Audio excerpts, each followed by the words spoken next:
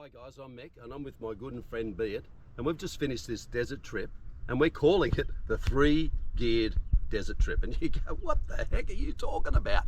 Well, we start off Birdsville, we're heading off into the Simpson Desert. We're going to do a couple of deserts and come around and then head back home. But sure enough, 80k in, the white LC100 LandCruiser loses third and fourth gear. Beat's on the radio, what are we going to do? We both put our heads together.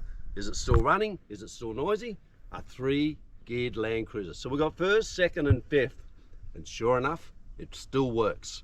Off we go. We finished the 700 k's, skirting through desert dunes in second gear, back into fifth on the straights. This thing's going strong. We can't believe it. 3-geared LandCruiser, folks.